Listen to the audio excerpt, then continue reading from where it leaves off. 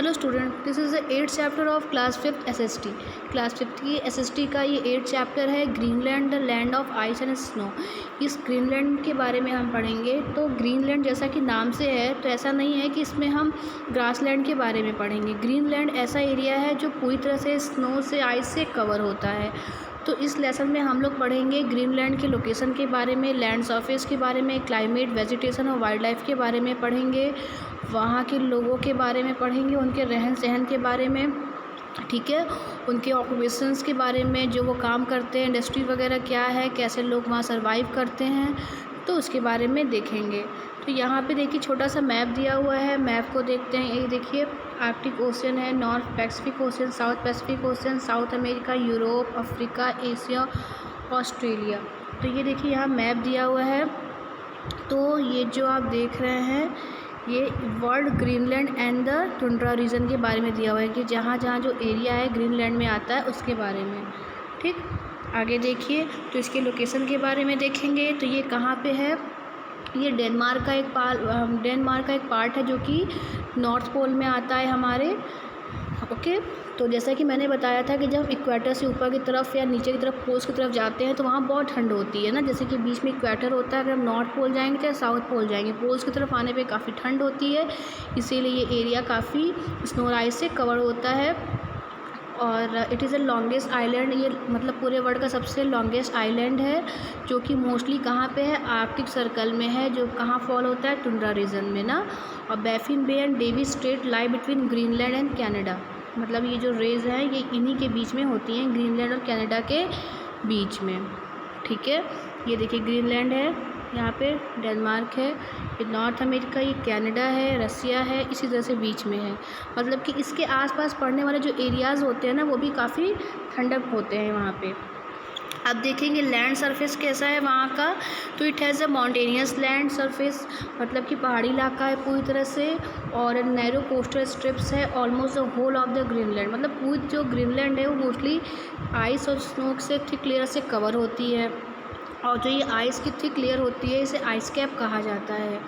और ये जो आइस कैप होता है ये कैप कब बनता है, मतलब कि बहुत मोटी परत होती है, ये 100 ईयर्स में एक आध बार ही बनता है, इतना ज़्यादा। ठीक है, और सिंस जो ग्रीनलैंड है वहाँ पे कभी गर्मी नहीं पड़ती है, और इस वजह से यहाँ वहाँ की जो आइस है वो मेल्ट नहीं होती है। At some place the ice is almost 3 km deep, और कुछ जगह ऐसी भी है ग्रीनलैंड में जहाँ पे जो आइस है वह 3 km तक डीप है, मतलब कि गहराई उसकी 3 km तक है, मतलब परत जो उसकी है, पार्ट उसका इतना मोटा है। द आइलैंड ऑफ ग्रीनलैंड जो लुक्स है वो वाइट दिखाई देता है पूरा, क्यों, क्योंकि इसका जो 80% एरिया है वो मोस्टली कवर है आइस और स्नो से, और पूरे साल वह कवर होता है। और some time a big mass of ice breaks off, कभी कभी जो बहुत बड़ा आइस क्या होता है, आइस से कुछ पार्ट्स मेल्ट होने लगता है ना, ब्रेक होता है और स्लाइड्स होने लगता है स्लॉपिंग लैंड से, क्योंकि जो लैंड होती है ना वो इस तरह से स्लॉपिंग होती है तो आइस मेल्ट होने लगती है, टूट के गिरने लगती है। Such huge of piece are called icebergs, इसे क्या बोलते हैं, आइसबर्ग्स कहा जाता है। जो 20 आइसबर्ग्स होते हैं ये समुद्र में फिर फ्लोट करने लगते हैं, और they are carried to warmer region where they melt, और फिर जब ये फ्लोट होते होते किसी वार्मर रीजन में, किसी गर्म वाले एरिया में पहुंचते हैं तो वहाँ ये मेल्ट होने लगते हैं।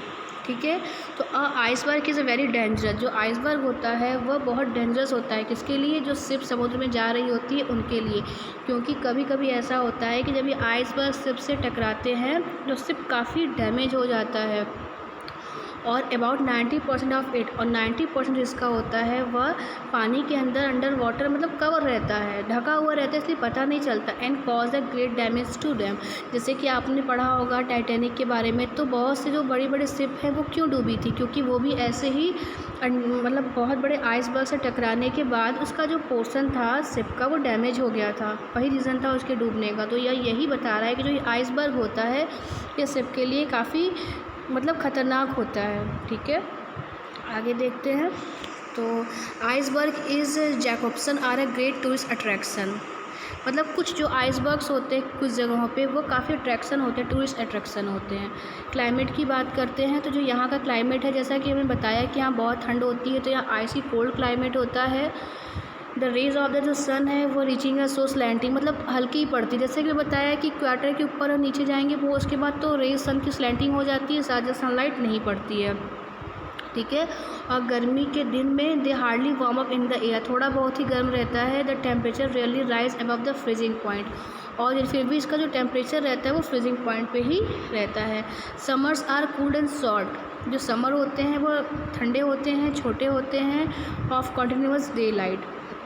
उसके बाद है the sun shine even at midnight, कभी कभी यहाँ पे जो सन होता है वो साइन करता है मिड नाइट में ही, इसीलिए इन्हें the land of midnight sun कहा जाता है। किसे?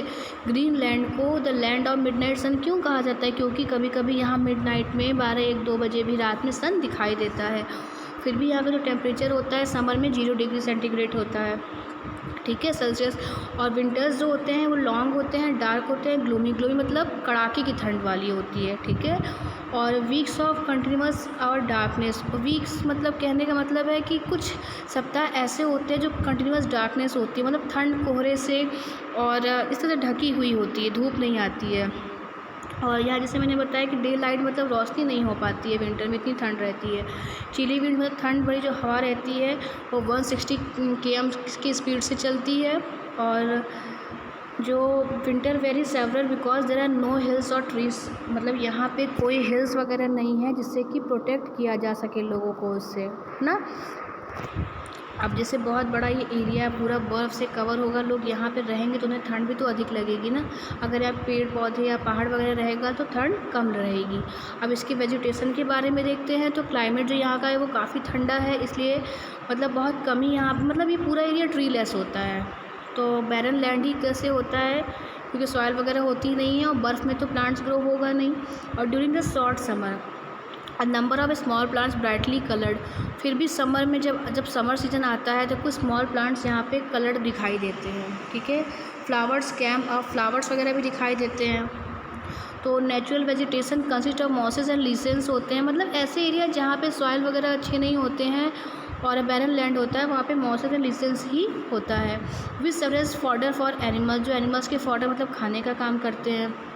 अदर प्लांट जो यहाँ पे होते हैं वो वाइल्ड फ्लावर, जंगली फ्लावर, ग्रासेस वगैरह होते हैं, स्मॉल श्रब्स वगैरह होते हैं और ब्लूबेरीज होते हैं। The plant that grow here, जो यहाँ पे प्लांट ग्रो होते हैं उनकी हाइट मोस्टली 15 सेंटीमीटर से ज़्यादा नहीं होती है, ठीक है।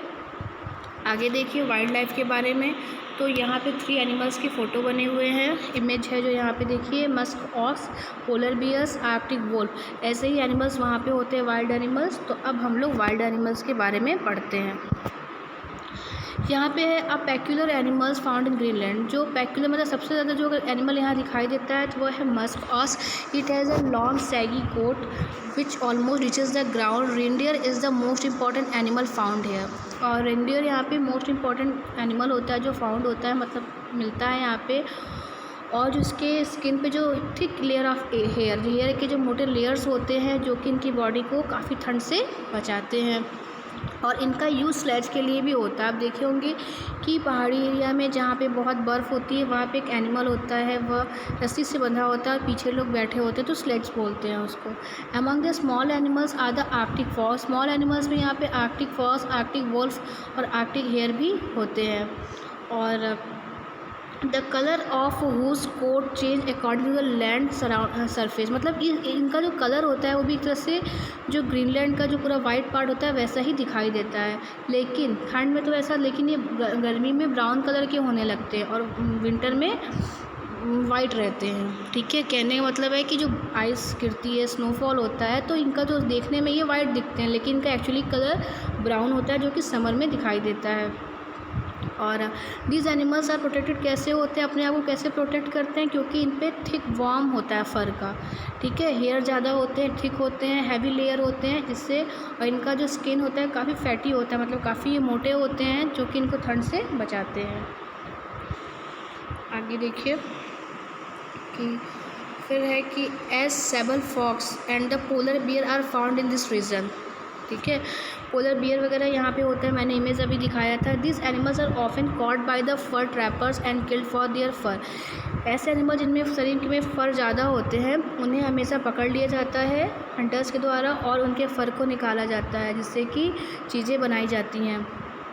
और the sea in this region has plenty of seals whales, मतलब कि यहाँ पे जो समुद्र है वहाँ पे काफ़ी सील्स वेल्स और वॉलरस है, जो समुद्री जीव है वहाँ रहते हैं। फिर है यहाँ पे लाइफ इन द ग्रीनलैंड, तो इसके बारे में देखते हैं। जो ग्रीनलैंड है वहाँ का पॉपुलेशन काफ़ी स्मॉल है और यहाँ के लोग जो रहने वाले लोग को एस्किमोस कहा जाता है। ये शॉर्ट एंड स्टाउट होते हैं, मतलब कि छोटे और बौने टाइप के होते हैं। They have narrow black eyes, इनके नैरो इस तरह से आइज़ होती है, नोकीली, और ब्लैक कलर की फ्लैट फेस होता है। They live mostly in small villages, वो मोस्टली स्मॉल विलेजेस में रहते हैं जो कि ग्रीनलैंड के साउथ वेस्ट में पड़ता है। फिशिंग एंड हंटिंग यहाँ का मेन ऑक्यूपेशन है और फार्मिंग यहाँ पॉसिबल नहीं है ग्रीनलैंड में इतनी ठंड होने की वजह से, ठीक है। उसके बाद है कि people have to depend on the sea, और लोगों को अपने खाने के लिए सी पे डिपेंड रहना पड़ता है। कहने का मतलब ये है कि ये समुद्री जीव को खाते हैं क्योंकि इनके पास वहाँ पे अनाज ग्रो नहीं हो पाता है, इसलिए।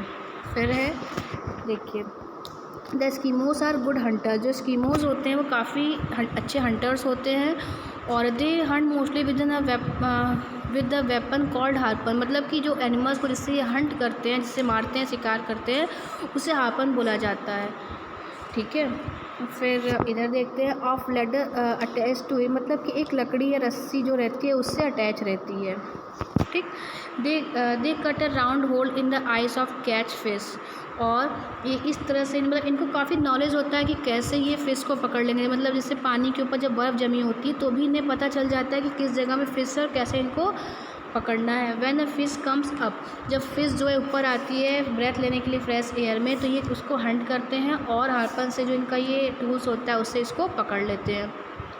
दे लाइक टू हंट सील्स, और इन्हें क्या और हंट करना पसंद होता है सील, वॉलरस और पोलर बेयर्स को भी। Among this animals the seal is the most useful for them, और इस एनिमल्स में सील इनके लिए काफ़ी यूज़फुल होता है क्योंकि इनके स्किन का यूज़ ये किस लिए करते हैं, फुटवियर बनाने के लिए, मतलब जूते वगैरह बनाने के लिए और कपड़े बनाने के लिए। और जिसका फैट होता है यूज फॉर बर्निंग, लैम्प जलाने के लिए यूज़ होता है, और इनका यूज़ मीट के लिए होता है, ठीक है। द क्लोथ्स ऑफ एस्किमोज, अगर इनके कपड़ों की बात करें तो इनके जो क्लोथ्स ऑफ एस्किमोज होते हैं वह स्किन एंड फर्स ऑफ जो एनिमल्स के स्किन और फर से बने होते हैं, जिससे कि इनको मतलब जो इनको गर्माहट देता है, ठीक है। They wear coats and jackets with fur line hoods, मतलब ये कोट और जैकेट पहनते हैं विथ फर लाइन हुड्स, जो पहना जाता है पैरों में, कॉल्ड द पार्कस। तो फॉर ग्लव्स वार्म लेगिंग्स, मतलब कि ग्लव्स पहनते हैं, वार्म ऊनी लेगिंग्स पहनते हैं, लॉन्ग लेग शूज़ पहनते हैं ये, ठीक है। आगे देखिए, they eat a lot of fat and heat producing food, मतलब ये ऐसे खाना खाते हैं जिसमें बहुत सारा फैट हो और इन्हें गर्माहट मिलती रहे। The Eskimos use small boats, जो एस्किमोस होते हैं वो छोटे छोटे बोट्स का यूज़ करते हैं जिन्हें कयाक्स कहते हैं। ये देखिए यहाँ कयाक्स बना हुआ है, ये देखिए, ठीक है, जो स्मॉल बोट है इसी को बोला जाता है, तो ये स्मॉल बोट्स का यूज़ करते हैं। A kayak is made of walrus और सील स्किन, मतलब कि वॉलरस जो एनिमल होता है समुद्री जीव और सील, उनके ये स्किन से बना होता है। Only 1 person can sit in this boat, सिर्फ एक ही व्यक्ति इस बोट में बैठ सकता है। और ये लोग सेल्स का भी यूज़ करते हैं। हस्क डॉग, जो डॉग होता है, ये देखिए यहाँ पे इस तरह से, ये जो डॉग दिख रहा है ना, इसी तरह से बंधे होते हैं, लोग पीछे बैठे होते हैं, जब लोग जाते हैं तो इस पर बैठ के ही चलते हैं, ठीक है। फिर है हाउसिंग के बारे में देखेंगे कि in earlier times the Eskimos used, जो पहले लोग कहाँ रहते थे, इग्लूज़ में रहते थे, जो किस चीज़ से बना होता था, आइस से बना होता था। और an igloo is a snow house built of slab of ice, igloo जो होता है वो आइस से बना हुआ घर होता है। ये डोम शेप में, मतलब गुंबद के शेप का होता है, और लॉन्ग टनल होता है आने जाने के लिए। Block of ice are place on the top, जो आइस के ब्लॉक्स होते हैं उसे टॉप पे रखे जाते हैं, ऊपर ऐसे, इसके ऊपर सब। Animal skin and fur use to cover the floor, जो एनिमल्स का स्किन और फर होता है वो फ्लोर, उसी से फ्लोर को, मतलब ज़मीन को कवर किया हुआ होता है, ठीक है। और ये जो घर होता है ये 2 से 3 घंटों में बन के तैयार हो जाता है। इन समर की बात करें तो जो एस्किमोज होते हैं वो पोर्टेबल टेंट में रहते हैं, मतलब जो पोर्टेबल टेंट मतलब एक जगह से दूसरी जगह ले जाया जा सके, मतलब हटा के एक जगह दूसरी जगह लगाया जा सकता है। आगे देखते हैं, but in modern times very few people live in igloos, लेकिन इस समय कुछ ही लोग जो हैं मॉडर्न टाइम में जो इग्लू में रहते हैं। Southern Greenland people make permanent wooden house, यहाँ के रहने वाले लोग अब परमानेंट वुडन हाउस बना के रहते हैं, फैशनेबल फ्लैट वगैरह होती है, मतलब काफ़ी मॉडर्न और फैशनेबल फैसिलिटीज़ के साथ रहते हैं। और ये wood from other countries from export fish and fur, मतलब कि ये दूसरे कंट्री से वुड वगैरह मंगाते हैं और एक्सपोर्ट क्या करते हैं, फिश एंड फर को एक्सपोर्ट करते हैं। अब यहाँ पे रिसेंट चेंजेस क्या हुए हैं उसको देखते हैं। The life of the people in Greenland, तो यहाँ के लोगों की जो लाइफ है वह काफ़ी चेंज हो चुकी है। There are several large towns, यहाँ काफ़ी बड़े बड़े टाउन्स हैं। People work in big oil companies, और यहाँ के लोग बड़े बड़े ऑयल कंपनीज़ में वर्क करते हैं, वे टाउन वगैरह में रहते हैं, और शॉप वगैरह है, लाइब्रेरीज और हॉस्पिटल्स वगैरह भी यहाँ पे है, स्कूल, मार्केट, क्लब्स। और उसके बाद अगर देखते हैं all the modern means of transport, और इस समय इनके पास काफ़ी मॉडर्न मीन्स ऑफ ट्रांसपोर्ट भी हैं, हेलीकॉप्टर्स वगैरह हैं, मोटर बोट्स हैं। तो motor boats have replaced the kayaks of the past, जो मोटर बोट्स आने के बाद कयाक्स जो वगैरह होते थे, जो एक सिंगल व्यक्ति के लिए शिप होता था, वो मतलब रिप्लेस कर दिया, अब उसका यूज़ नहीं होता है।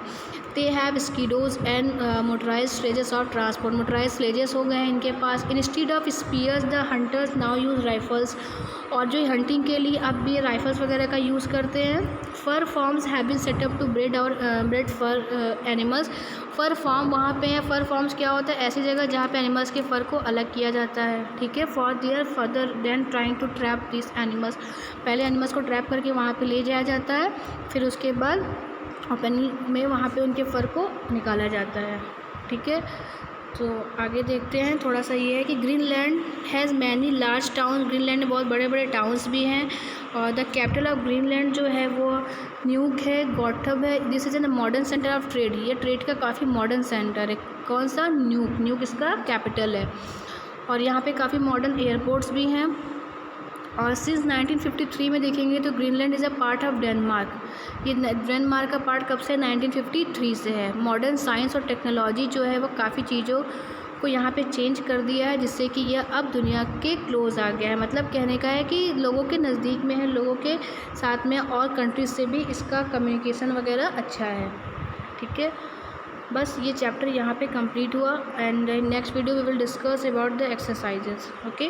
तब तक आप इसे पढ़िए, रिवाइज़ करिए। Thank you.